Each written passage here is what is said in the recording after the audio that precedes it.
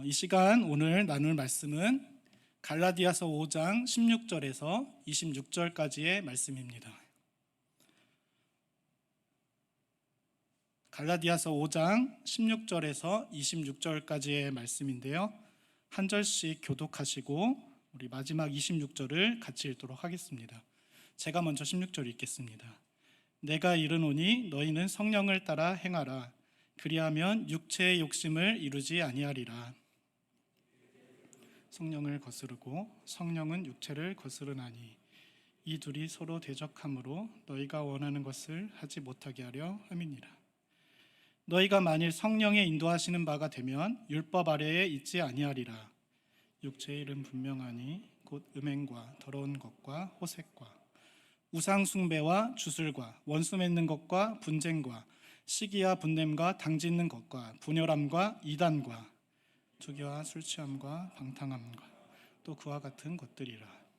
전에 너희에게 경계한 것 같이 경계하노니 이런 일을 하는 자들은 하나님의 나라를 유업으로 받지 못할 것이요 오직 성령의 열매는 사랑과 희락과 화평과 오래 참음과 자비와 양선과 충성과 온유와 절제니 이 같은 것을 금지할 법이 없느니라. 그리스도 예수의 사람들은 육체와 함께 그 정욕과 탐심을 십자가에 못 박았느니라. 만일 우리가 성령으로 살면 성령으로 행할지. 같이 읽겠습니다. 헛된 영광을 구하여 서로 노엽게 하거나 서로 투기하지 말지니라. 아멘. 오늘은 성령으로 살면 성령으로 행합니다라는 제목으로 하나님의 말씀을 나누고자 합니다. 사실 성령으로 산다는 것, 우리 기독교적인 이 용어들을 또 우리 삶 가운데 우리가 적용시키고 또 풀어낸다는 게 사실 쉬운 일이 아니죠.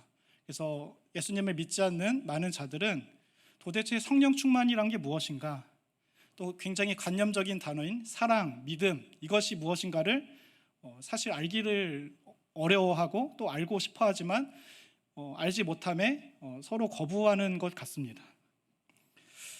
그래서 우리에게 있는 이 예배가 참으로 중요한 것이죠. 또 우리가 코로나 기간 때는 하진 못했지만 성찬식이 그런 맥락에서 그런 의미에서 참 중요한 것이죠. 이 너무나도 막연할 수밖에 없는 성령 충만, 하나님의 말씀을 실제적으로 보여주고 체험할 수 있는 것이 말씀이고 예배 시간이고 성찬식이기 때문에 우리가 드리는 모든 예식에 또 우리가 예배를 드리고 나아가서 사는 그 삶의 모습이 하나님의 믿음, 사랑, 또 우리 오늘 살펴본 성령 충만이라는 것을 구체적으로 나타내주는 것이기 때문에 그런 맥락에서 참 중요한 것이죠. 오늘 그 성령에 대한 사실 막연할 수밖에 없는, 교회를 오래 다녔지만 알기 어려운 성령으로 사는 것이 무엇인가, 이것을 좀 구체적으로 나누려고 하는데요. 여러분, 우리나라는 1988년 여름에 서울에서 한 번, 또 2018년 30년 뒤인 2018년에 겨울에 평창에서 한 번, 이렇게 두 번의 올림픽을 치렀습니다. 세계적으로도 올림픽을 두 번 이상 치른 나라들은 그렇게 많지 않습니다.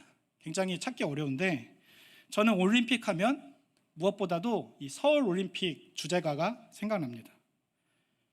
물론 제가 이때는 5살, 굉장히 어릴 때여서 꽤 오래된 일이지만 응답하라 1988에 나왔던 그 드라마에서 진주와 같은 나이가 이제 제가 88년도의 나이였거든요. 잘 기억은 안 나는데 나중에 크고 보니까 이 노래가 굉장히 유행했었고 또 와닿더라고요. 그 주제가 가사가 이렇습니다. 읽어드리면 하늘 높이 솟는불 우리의 가슴 고동치게 하네. 이제 모두 다 일어나 영원히 함께 살아가야 할 길 나서자. 2절 어디서나 언제나 우리의 가슴 불타게 하자. 하늘 향해 팔 벌려 고요한 아침 밝혀주는 평화 누리자.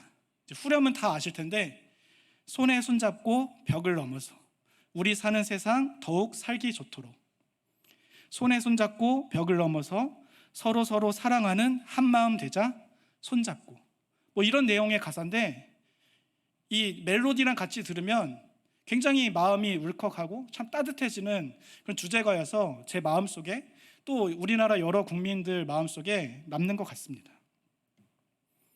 그런데 사랑하는 성도 여러분, 이게 저의 기억에 왜 남았는가 하면 우리나라에서 열린 첫 올림픽, 주제가였기도 하지만 무엇보다도 이 노래가 올림픽 정신을 가장 잘 담고 있는 노래라고 생각했기 때문입니다. 그래서 올림픽 정신을 제가 찾아보니까 이렇습니다. 스포츠에 의한 인간의 완성과 경기를 통한 국제 평화의 증진에 있다. 이게 올림픽 정신이라고 하는데, 그래서 근대 올림픽의 창시자인 피에르 쿠베르탱도 이런 말을 했죠. 올림픽 대회의 의의는 승리하는 데 있는 것이 아니라 참가하는 데 있으며 인간에게 가장 중요한 것은 성공보다 노력하는 것이다 라고 말했습니다. 이게 올림픽의 의의고 올림픽의 정신입니다. 그런데 우리가 알다시피 이 올림픽은 오랜 세월 동안 제1차, 2차 세계대전 등으로 여러 우여곡절을 겪은 뒤에 또 해를 거듭함에 따라서 그 정신이 많이 변질된 것 같습니다. 어떻게 변질됐습니까?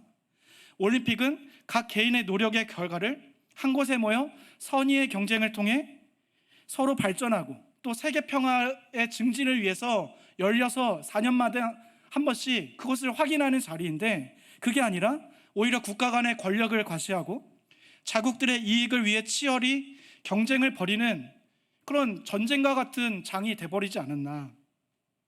그래서 총칼이 없는 또 다른 전쟁터가 이 올림픽이 아닌가라는 생각을 지울 수가 없습니다. 그래서 올림픽의 이 숭고한 정신 그리고 이념이 저는 오염되었다고 생각이 든다는 거죠. 그런데 저는 이 올림픽과는 비교할 수 없이 순경한 목표와 정신을 갖고 있는 우리 기독교, 우리 그리스도인들, 주님께서 피값 주고 사신 이 교회도 저는 마찬가지 그런 비슷한 증상을 겪고 있다고 생각합니다. 즉 진정한 인간의 완성과 평화를 이루어서 모든 자들이 하나 되기 원하는 목표로 세워진 주의 교회가 또 하나님의 은혜로 구원받고 각 개인의 삶에서 하나님의 영광을 위한 열매 맺은 결과를 이제 우리가 한 곳에 모여서 선의의 경쟁을 통해 그것을 서로 나누고 또 서로 위로하며 발전되어가는 그런 공동체인 교회가 어느덧 각 개인의 공로를 자랑하며 개인의 이익을 위한 치열한 전쟁터가 되어가고 있는 것은 아닌가라는 생각을 지을 수 없다는 겁니다. 이게 현대 시대의 교회뿐만이 그런 게 아니고 지금 우리가 살펴보고자 하는 이 갈라디아 교회도 그러했습니다. 2000년 전에 이 갈라디아 교회도 갈라디아서 3장 3절을 보니까 이 처음부터 분열된 것은 아니었는데 갈라디아 교회가 분열해 버렸습니다. 굉장히 하나 되기 원하고 서로 위로하며 서로 발전하는, 그래서 하나님의 영광된 그 모습을 세계 각 나라에 그 전초기지 역할을 해야 되는 그 갈라디아 교회인데 분열이 생긴 겁니다. 왜 분열이 생겼는가? 그것은 은혜로 받은 구원의 복음에 할례라는 행위가 더해져야만 구원을 받는다는 다른 복음이 들어왔기 때문입니다. 지금으로 치면 야 내가 너보다는 좀 낫다 이거죠. 주님의 은혜로 죽을 수밖에 없었던 죽어 마땅한 그런 사람들이 모여서 주님의 은혜로만 구원받았던, 그래서 하나님께 감사로밖에 살 수 없었던 그런 자들이 모인 게 갈라디아 교회인데 이제는 다른 복음이 들어와 버린 거예요. 야 나도 은혜로 구원받았지만 근데 내가 너보다는 좀 나은 것 같아. 왜? 나는 유대인으로서 어떤 집안으로서 할례를 받았거든. 근데 헬라인인 너는 왜 할례를 받지 않느냐. 그래서 바울은 이것을 올바로 교정하기 위해서 편지를 쓴 것이죠. 그런데 이게 얼마나 급했는지 바울이 이 갈라디아서의 인사말을 마치자마자 이에 대해서 이렇게 급하게 말씀합니다. 우리 갈라디아서 1장 6절 7절인데요 제가 6절 먼저 읽겠습니다. 그리스도의 은혜로 너희를 부르신 이를 이같이 속히 떠나 다른 복음을 따르는 것을 내가 이상하게 여기노라. 다른 복음은 없나니 너희를 교란하여 그리스도의 복음을 변하게 하려 함이라. 아멘. 하나였던 갈라디아 교회가 둘, 셋, 넷 이렇게 깨지고 쪼개졌던 분열의 이유는 그들 안에 다른 복음을 전했던 사람이 생겨났기 때문입니다. 그런데 이 다른 복음은 사람을 기쁘게 하는, 사람의 만족감을 누리게 하는 것이었습니다. 여러분, 사람들에게 좋게 하는, 사람들의 기쁨을 구하는 다른 복음이 교회 안에 들어와서 즉 예수 그리스도의 은혜로 구원받아 하나된 자들이 모인 교회를, 그리고 그 하나된 모임을 통해 서로서로 위로받고 힘을 얻어 세상으로 또 흩어지는 제자로 파송되는 교회를 둘로 셋으로 나누고 쪼개버렸다는 겁니다. 이 다른 복음을 들고 왔던 자들이요, 그 다른 복음은 하나님이 높임받고 하나님이 주인공 되는 교회가 아니라 그 안에서 한 자리 차지하고 자기가 주인공 되려고 하는 그 다른 복음을 들고 왔던 그런 자들이죠. 한 개인의 공로, 이익, 즐거움, 기쁨을 위한 다른 복음 때문에 이 하나 되었던, 주의 보혈로서 하나 되었던 갈라디아 교회가 산산조각 났다는 것입니다. 그래서 바울이 1장 10절에 이렇게 말씀하는 것이죠. 제가 1장 10절을 읽어드리겠습니다. 이제 내가 사람들에게 좋게 하랴, 하나님께 좋게 하랴, 사람들에게 기쁨을 구하랴. 내가 지금까지 사람들의 기쁨을 구하였다면 그리스도의 종이 아니니라. 아멘. 여러분, 우리는 어떻습니까? 우리는 어떤 복음을 듣고자 했고 또 우리에게는 무엇이 복음입니까?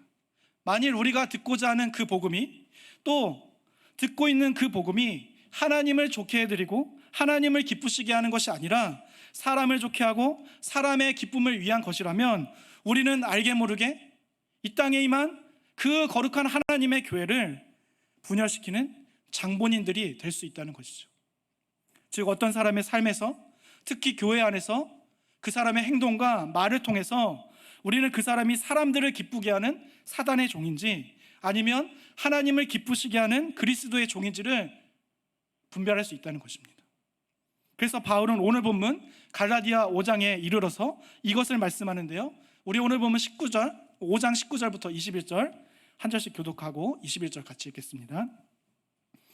육체의 일은 분명하니 곧 음행과 더러운 것과 호색과 우상 숭배와 주술과 원수 맺는 것과 분쟁과 시기와 분냄과 당짓는 것과 분열함과 이단과. 같이 읽겠습니다. 투기와 술 취함과 방탕함과 또 그와 같은 것들이라. 전에 너희에게 경계한 것 같이 경계하노니 이런 일을 하는 자들은 하나님의 나라를 유업으로 받지 못할 것이요. 아멘. 19절 말씀을 보시면 육체의 일은 분명하니 라고 말씀하는데, 사실 원어의 의미와 본문의 맥락에 합당한, 좀 맞는 번역은 육체의 일들이라고 번역해야 됩니다. 왜냐? 육체의 일들이라는 이 복수 형태가 본문의 의도인 하나됨을 파괴하는 분열, 당짓는 것을 강조하는 것이기 때문이죠. 여하튼 사단의 종노릇하여 교회를 분열하게 하는 자들의 특징이 있습니다.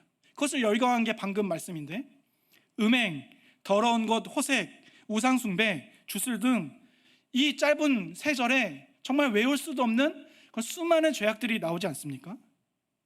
그런데 이것들 때문에 하나된 교회가 깨어지고 무너지게 된 건데, 이 수많은 죄악들, 우리가 다 담기도 어렵고 외우기도 어려운 이 수많은 죄악들을 관통하는 한 가지 공통점이 있습니다.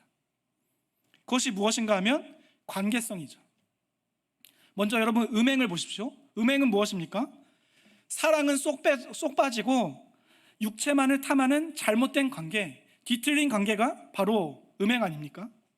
더러운 거, 호색, 그것도 음행과 같은 것이죠. 범위는 다르지만 이 비슷한 관계적인 특징을 갖고 있죠. 뒤틀린 관계가 바로 이것들이죠. 또 이어서 우상숭배는 어떻습니까? 어떤 사물이나 영적 존재를 이용해서 인간 자신의 탐욕이나 이익을 추구하는, 그래서 심지어 하나님까지라도 자신을 위한 도구로 전락시켜버린 잘못된 영적 관계가 우상숭배 아닙니까? 또 다른 사람을 해치려고 악마의 힘을 빌리는 마술에서 유래된 주술도 마찬가지죠. 정치적, 인종적 또는 종교적 이유 때문에 개인 간이나 단체 간에 적대적 행위를 하는 원수 맺는 것도 이 잘못된 관계에서 비롯된 거 아닙니까? 분쟁과 시기, 분냄, 당짓는 것이 이 관계적 특징을 띠고 있다, 말할 필요도 없습니다. 마지막으로 술 취함과 방탕함은 무엇입니까? 앞서 살펴본 것들이 대신 하나님과 나와의 관계, 대인, 나와 이웃과의 관계라면 이 술 취함과 방탕함은 자기 자신과의 뒤틀린 관계, 대아가 뒤틀린 관계 아닙니까? 여러분, 그래서 우리는 이 말씀을 보면서 우리의 관계가 어떠한지를 살펴야 합니다. 즉 하나님과의 관계, 타인과의 관계, 또 자신과의 관계가 어떠한지를 이 말씀을 근거로 우리는 우리 자신을 돌아보아야 한다는 것이죠. 그래서 우리들의 관계가 분명한 육체의 일들로서 나타나고 있다면 빨리 그것을 고치고 바꿔야 한다는 것입니다. 그 이유는 이 육체의 일들은 예수님께서 피로 값주고 사신 그 거룩한 하나된 교회를 망가뜨리고 쪼개고 산산조각 내버리는 것이기 때문이죠. 더 근본적으로는 이 술 취함과 방탕함에서 보듯이 근본적으로는 자기 자신을 망치는 일이 이 육체의 일들로부터 시작되기 때문입니다. 그래서 우리 21절 다시 한번 읽어볼까요? 21절입니다. 시작. 투기와 술 취함과 방탕함과 또 그와 같은 것들이라. 전에 너희에게 경계한 것 같이 경계하노니 이런 일을 하는 자들은 하나님의 나라를 유업으로 받지 못할 것이요. 아멘. 근본적으로 자기 자신을 망친다고 한 그 의미가 무엇입니까? 하나님의 나라를 유업으로 받지 못한다는 것이죠. 그리고 이것은 하나님 나라의 유산, 즉 기업을 잊지 못한다는 것인데, 여러분 기업은 누가 물려받습니까? 자녀들이 물려받습니다. 즉 유업을 물려받지 못한다, 잊지 못한다는 것은 하나님의 자녀가 아니라는 것이죠.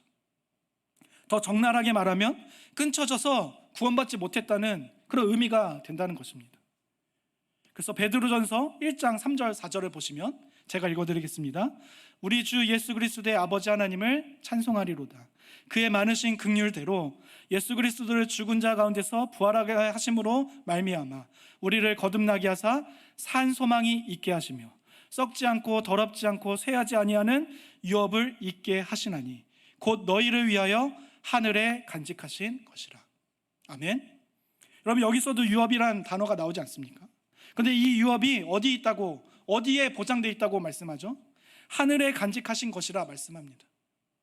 즉 유업을 받지 못한다, 유업을 잊지 못한다는 것은 이 땅 가운데 우리가 어떤 기업, 물질을 물려받는다는 그런 의미가 아니라 천국, 하나님 나라에 들어가지 못한다는 것입니다. 하나님 나라에 들어가야만 그 하늘나라에 있는 것을 이어받을 수 있겠죠.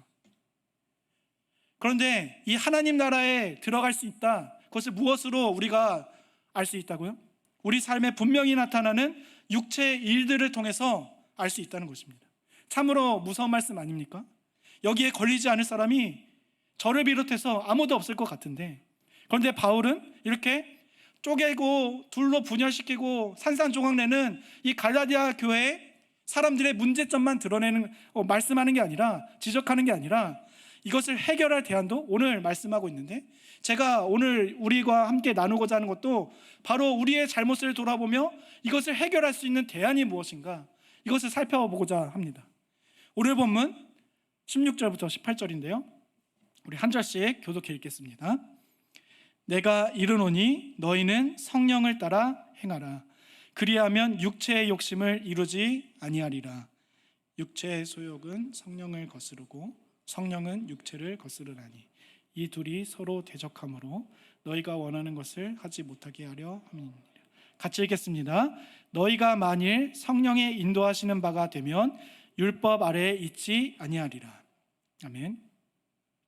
갈라디아 교회에 사람을 기쁘게 하고 좋게 하는 다른 복음이 들어와서 그 다른 복음을 전하는 자들의 육체의 분명한 일들로 인해서 그 교회가 찢기고 깨지고 무너졌는데, 그런데 이것을 해결할 방안을 바울은 얘기하는 겁니다.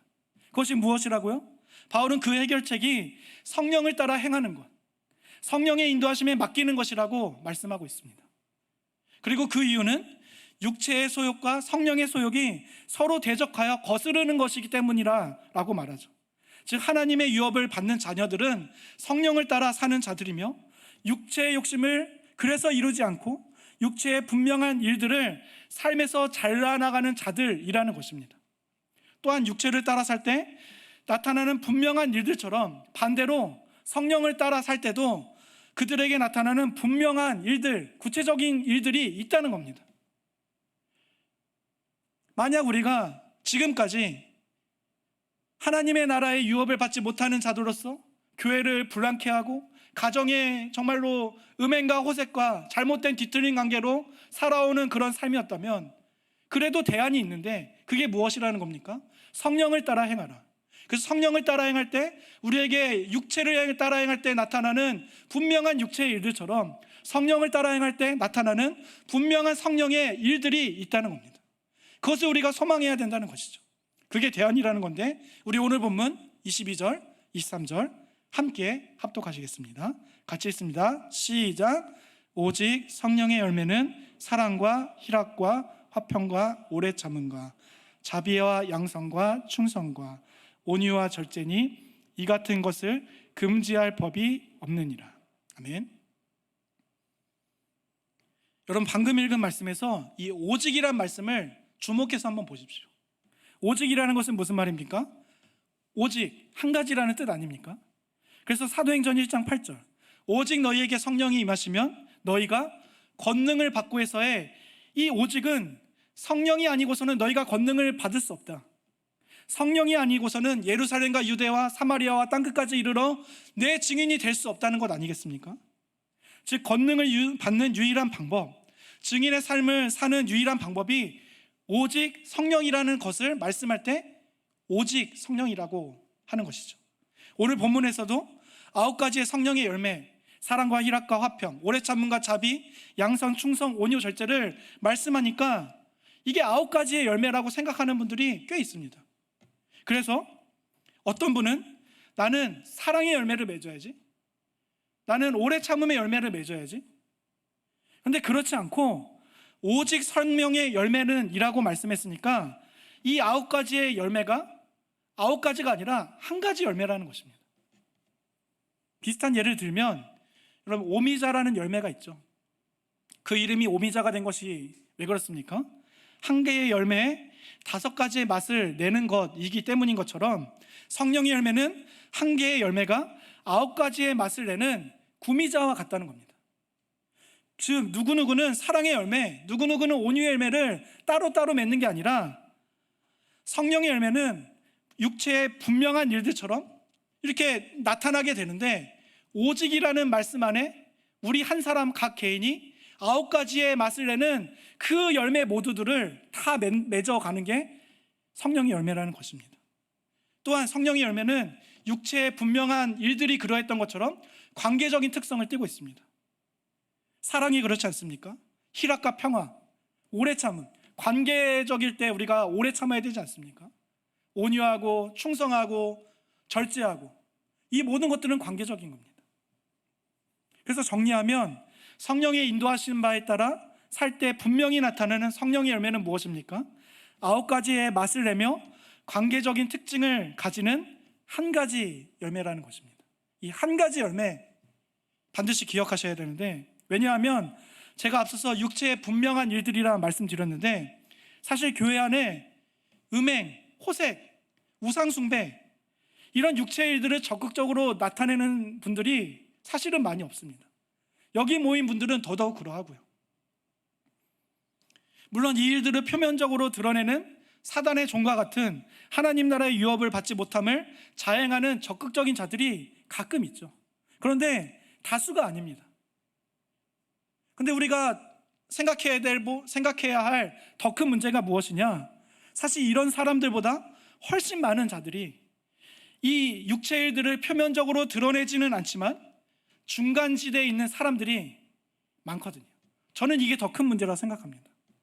우리가 담임 목사님 통하여 그 7 교회를 살펴봤을 때 차든지 더없든지라 하라, 이런 말씀처럼 사실 더 문제는 뭐냐? 이 중간지대에 있는 사람이라고 생각합니다.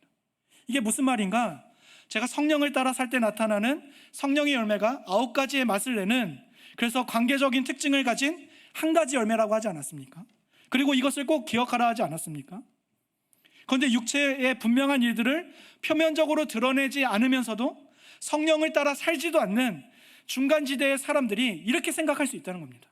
나는 아직 자라나는 시기이니까, 나는 아직 연약하고 부족하니까, 나는 아직 신앙생활한 지 얼마 되지 않았는데, 나는 권사, 장로, 목사님이 아니니까 나는 그것까지는 못해, 난 여기가 최선이야 라면서 이런 류의 여러 다른 이유와 핑계를 대가면서 스스로에게 면죄부를 주고 있는데, 그런데 이 성령의 열매가 한 가지 열매라는 사실 때문에 피해갈 수 없는 분명한 권면, 선포가 된다는 것입니다.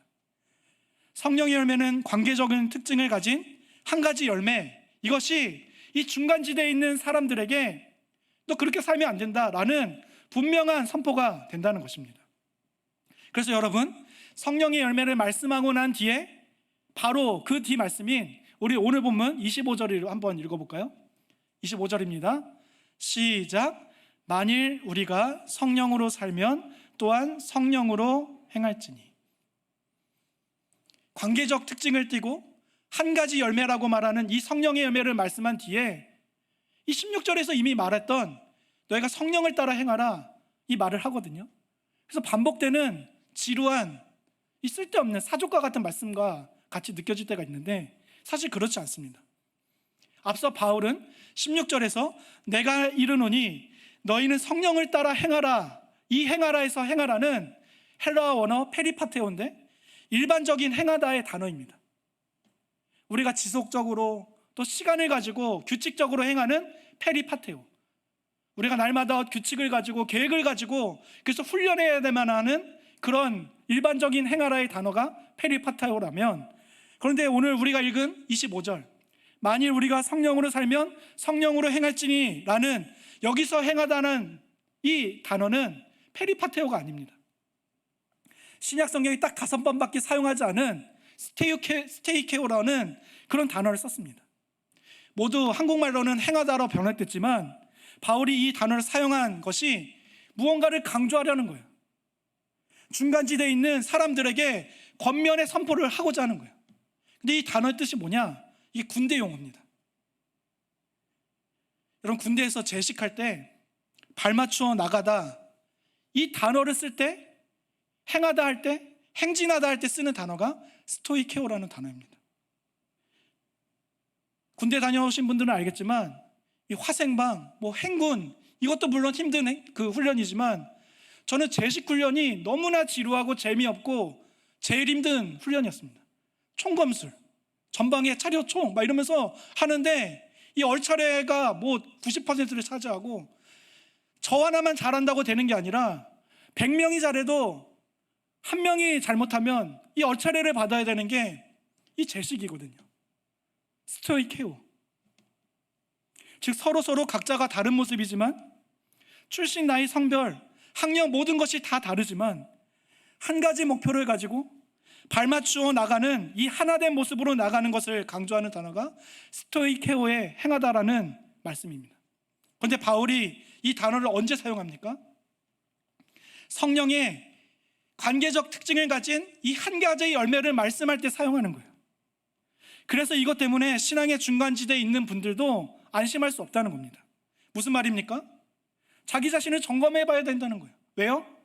육체의 일들을 표면적으로 드러내지도 않는 자들이라도 주님의 택한 백성들과 함께 또 교회의 지체들과 함께 발맞추어 나가는 그런 성령을 따라 행하는 스토이케오의 행하는 모습이 없다면 그들은 하나님 나라를 유업으로 받지 못하는 자들과 마찬가지라는 겁니다.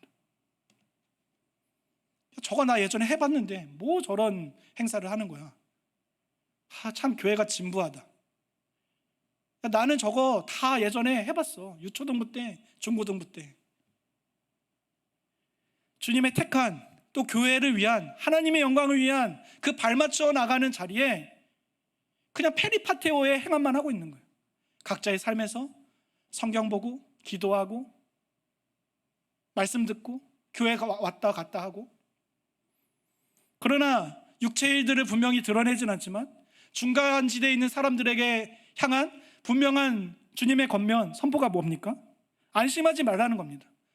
너가 페리파테오라는 성령을 따라 행하는 그 행함이 있을지라도 주의 지체들과 함께 발맞춰 나가는 그 스토이케오의 행함이 없다면 또 한번 점검해 봐야 된다, 그런 말씀을 하는 거죠. 그래서 오늘 본문 25절에서 바울은 스토이케오의 행함, 발맞춰 나가는 이 행함을 말씀한 뒤에 곧바로 이어지는 26절에서 또 갈라디아서를 마무리하는 갈라디아서 6장에서 주 안에서 한 형제의 자매된 서로 된 관계성을 강조해서 마무리하고 있는 겁니다.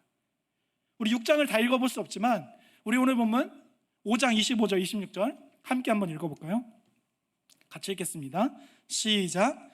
만일 우리가 성령으로 살면 또한 성령으로 행할지니 헛된 영광을 구하여 서로 노엽게 하거나 서로 투기하지 말지니라. 아멘. 앞에서는 이 서로에 대한 내용이 사실 없었습니다. 그러나 이 스토이케오의 행함을 말씀한 뒤에 바로 그 얘기를 하는 거예요. 서로 노엽게 하거나 서로 투기하지 말지니라. 여러분, 교회 안에 성령을 따라 열심히 행하는, 즉 페리파테오로 행하여 욕심을 이루지 않는 그런 분들이 사실 굉장히 많습니다. 부단한 개인적인 삶으로 연단과 훈련으로 살아가는 그런 귀한 분들이 참으로 많아요. 그래서 각자의 삶에서 성령의 한 가지 열매로서 9가지의 맛과 향기를 내가며 사는 분들이 많고 참으로 귀한 일입니다. 그러나 우리가 성령님을 따라 행하는 것이 만약 우리 각 개인의 그 정도까지의 일이라면 우리는 교회로 모일 필요가 없습니다. 저 산으로 수도원 만들어서, 아니면 각 집에다가 기도처를 만들어서 한 개인의 신앙인으로서 살아가면 됩니다. 그런데 이런 행함에는 힘이 없습니다. 한 사람이 일당백일 수는 있겠지만 거기까지입니다. 시너지 효과를 낼 수 없는 거예요. 1 더하기 1은 2, 이것밖에 못 만들어내는 게 페리파테오의 행함, 각 개인의 성령을 따라 행함이라면, 그러나 바울이 이 성령을 따라 페리파테오의 행함으로 행하는 자들이 맺어가는 성령의 열매를 말씀한 뒤에 곧바로 또 사족과 같이 반복되어 쓸모없는 것 같은 이 행하라는 말씀을 했다면 어떤 의미이겠습니까? 각 개인이 행하는 페리파테오의 행함까지가 성령을 따라 행하는 것의 완성이 아니라 이것을 근거로 해서 그것을 뛰어넘는 시너지 효과를 내는 주의 지체들과 발을 함께 맞춰 나가는 믿음의 군사로서 행함, 이 스토이케오의 행함이 있어야 한다는 것이죠. 여러분, 이 행함이, 이 스토이케오의 행하다 동사가 군대 용어로 하지 않았습니까? 제가 말씀드렸듯이 제일 힘든 훈련이 저는 제식 훈련 같습니다. 유격할 때 무엇이 제일 힘든가 하면 그 훈련 자체가 아니거든요. 마지막 번호를 외치지 말라는데 그 10번을 꼭 외치는 그 한 사람 때문에 10번 할 거를 20번 하고 20번 할 거를 40번 하니까 이게 너무 힘들더라고요. 여러분, 저는 그래서 이게 교회 같습니다. 바로 이게 교회라는 것이라고 생각합니다. 군대에 모인 사람들은 전국 각지에서 서로 키가 다르고 생활 방식이 달랐던 사람들 아닙니까? 그것도 그런 사람들이 한두 명이 모인 게 아니라 수십, 수백 명이 모여서 한 가지로 맞춰서 한 가지의 큰 모양을 만들어내야 하니까 너무 힘든 겁니다. 그런데 저는 이게 교회의 본 모습이라 생각하는 거예요. 여기 어디 다 같은 사람이 있습니까? 나이, 성별, 세대, 출신, 학력 다 다른데 우리가 그것을 맞춰 나가야 되는 사람이니까 교회가 그 신앙생활이 사실은 힘든 거예요. 그래서 제가 군대에 있을 때 깜짝 놀란 게 뭐냐면 이 북한군을 보면서 깜짝 놀랐습니다. 여러분, 뉴스에서 보시면 하나도 흐트러짐 없이 너무 딱딱 맞춰서 그 제식을 이 손동작 하나까지, 높이 하나까지 딱딱 맞추지 않습니까? 우리나라 군대 중에 의장대가 제가 하는 걸 봤는데 우리나라에서 최고로 잘하는, 제식을 잘하는 군대가 의장대 아닙니까? 그런데 북한군을 못 따라가요. 어찌나 잘하는지, 키가 작든 크든. 그런데 북한군들의 문제가 뭡니까? 그들은 그것을 영혼 없이 하는 것이거든요. 또 발을 잘못 맞추면 목이 날아간다는 억압으로 억지로 하는 것이거든요. 그런데 우리 믿는, 예수님을 믿는 자들의 발맞춤, 영적인 제식은 무엇입니까? 스토이케오의 행함은 어디로부터 시작되는 것입니까? 그보다 더 높고 높은 가치를 향해서 하나님께서 주신 그 은혜를 받았기 때문에 우리는 그 은혜에 감사해서 자발적으로 하는 것 아닙니까? 그래서 우리는 이 힘든 교회 생활, 저 지체가 한 발자국 늦어지면 나도 한 발자국 늦춰야 되는데 이게 사실 불편하고 힘들 수는 있는데 사실 그 힘듦이 기쁨이 되는 게 교회거든요. 자발적으로 하고 하나님께서 주신 감사와 능력으로 하니까 힘들지만, 어렵지만, 때로는 저 한 사람 때문에 내가 얼차례 받아야 되지만 거기서 생겨나는 기쁨이 있는 게 교회거든요. 저는 그런 맥락에서 우리 연희교회 모든 지체들이 각 개인의 삶에서 성령을 따라 페리파테오로 행하여 성령의 열매를 하나하나 맺어가시길, 그래서 주님의 이름의 영광의 자녀들이 되시길 간절히 축원합니다. 그런데 우리 각 개인뿐이 아니라 이와 더불어 우리가 모였을 때 성령을 따라 스토이케어로 행하여서 발을 맞춰 나가는, 서로 섬기고 서로 짐을 나누어 지어서 그리스도의 법을 성취할 수 있는 힘들지만 기쁨이 가득한 우리의 신앙생활, 우리 연희교회 예수가족들 되시기를 주님의 이름으로 간절히 축원합니다. 우리 시간 말씀을 생각하시면서 찬양할 텐데요, 제 말씀을 준비하면서 어떤 찬양을 할까 고민이 많았습니다. 한 4-5개의 찬양을 준비했다가 오늘 문득 하나님이 이 찬양을 생각나게 하시더라고요.